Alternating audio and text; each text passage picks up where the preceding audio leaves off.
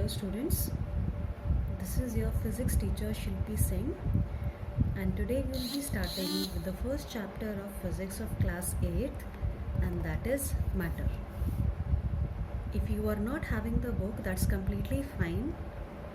This video will be self-sufficient in itself. I am having the written content with me, and those who are having the book, well and good. So as the chapter says, we are going to talk about matter in detail.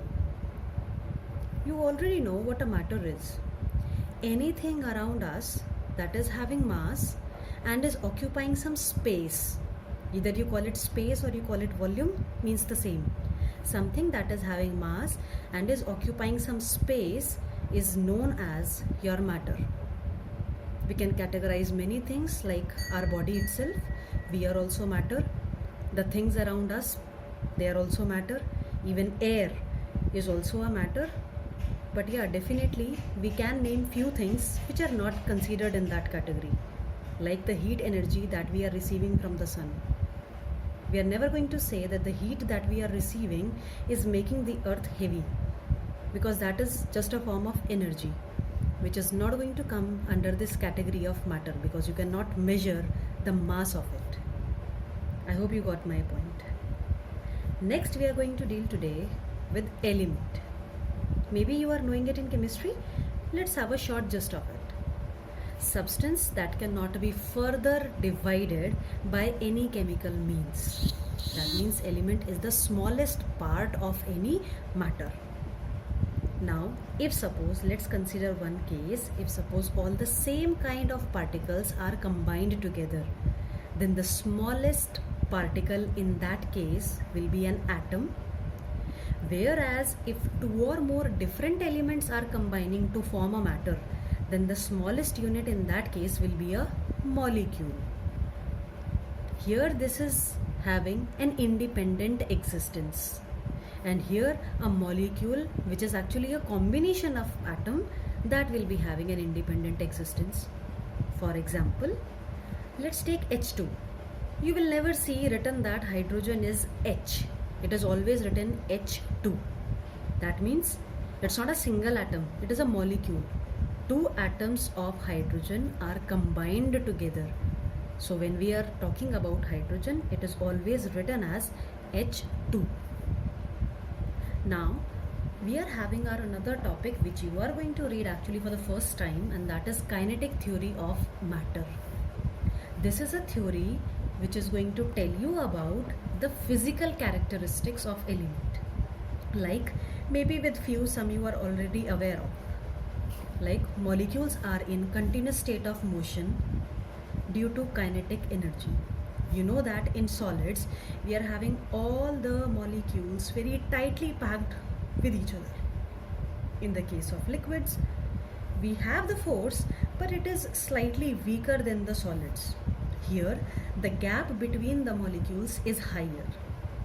And when we are talking about the gases, the intermolecular force of attraction is very, very weak. And the gap between the particles is very high. So this is actually, we are going to tell you in the first point, that these particles or these molecules actually, they are always rotating at their same position. In the case of solids, the position is fixed. In the case of liquid and gases, the molecules are free to move anywhere, since the force is very less. Next point is the kinetic energy. That means the energy of the molecules.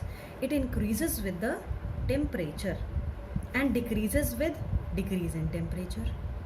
That means if I am going to heat a solid substance, for example, let's take an iron rod. If I am going to heat an iron rod, then the particles will start gaining more energy because I am giving them extra heat energy, because of which they will start vibrating with a higher speed at their own position. Similar cases in the liquids also. If I am heating a liquid, these particles, they gain energy and they start vibrating with much faster speed. And the rule applies in the case of gases also. Here also, if I am going to heat the molecules, they will also start vibrating with a higher speed. Whereas if we do the reverse case, if we are cooling these objects, then the speed of vibrating, it decreases. If I am going to cool down a solid, these molecules will slow down in their motion. Similar in this case, and the same rule applies in the case of gases also. Next is two forces that you are going to see in your book this time, and which we are going to very frequently use in our chapter: force of cohesion and force of adhesion. Cohesion is the force between the similar kind of molecules, the force which is existing between the similar kind of molecules, and adhesion, the force which is existing between two different kind of molecules. Now what is this? Let's have a clear idea about it. Have you ever seen a Fevicol tube, and what's written over it? It's always written a white adhesive, because what is the role of actually a Fevicol tube? To paste two different things together. Like whenever you are doing your art and craft work, on a paper you are pasting the stars, the mirrors, different things you are pasting. So when you are pasting two different things together, you need the force of adhesion, which is actually provided by a Fevicol tube. Whereas cohesion is the force between the same kind of molecules.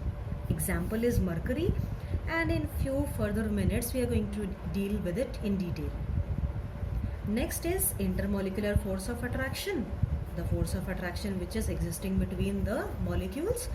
And the last is then intermolecular space, which you are already aware of. Spaces are least in the case of solid, and force of attraction is least in the case of gases. This thing actually you already know.